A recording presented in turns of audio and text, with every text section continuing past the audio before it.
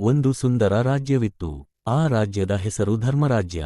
ಆ ರಾಜ್ಯವನ್ನು ಧರ್ಮದೇವ ಎಂಬ ಒಬ್ಬ ಧರ್ಮನಿಷ್ಠ ರಾಜನು ಆಳುತ್ತಿದ್ದ. ಅವನು ಪ್ರಜಾಪಾಲಕ, ನ್ಯಾಯಮೂರ್ತಿ ಹಾಗೂ ದಯಾಳು ವ್ಯಕ್ತಿ. ಅವನ ಆಡಳಿತದಲ್ಲಿ ಯಾರೂ ಹಿಂಸೆ ಅನುಭವಿಸಿಲ್ಲ. ಎಲ್ಲರೂ ಸಂತೋಷವಾಗಿ ಬದುಕುತ್ತಿದ್ದರು. ಒಂದು ದಿನ ರಾಜನು ರಾಜದರ್ಶನಕ್ಕೆ ಹೊರಟ. ಜನರ ನಡುವೆ ಹೋದಾಗ ಒಂದು ಬಡ ವೃದ್ಧೆಯು ಅಶ್ರುಭರಿತವಾಗಿ ಬಂದಳು. ವೃದ್ಧೆ, ಮಹಾರಾಜನೇ, ನನ್ನ ಗೊಬ್ಬರದ ಎತ್ತು ಯಾರೋ ಕಳ್ಳರು ಕದ್ದಿದ್ದಾರೆ. ನನ್ನ ಜೀವನದ ಕೊನೆಯ ಆಸ್ತಿ ಅದು. ರಾಜನು ತಕ್ಷಣ ಆ ವಿಷಯವನ್ನು ತನಿಖೆಗೆ ಒಪ್ಪಿಸಿದ. ಕೆಲವೇ ದಿನಗಳಲ್ಲಿ ಕಳ್ಳನು ಪತ್ತೆಯಾಯಿತು. ಆದರೆ ಆ ವ್ಯಕ್ತಿ ರಾಜನ ಸೇವೆಯಲ್ಲಿದ್ದ ಒಬ್ಬ ಸೇನಾಧಿಕಾರಿ.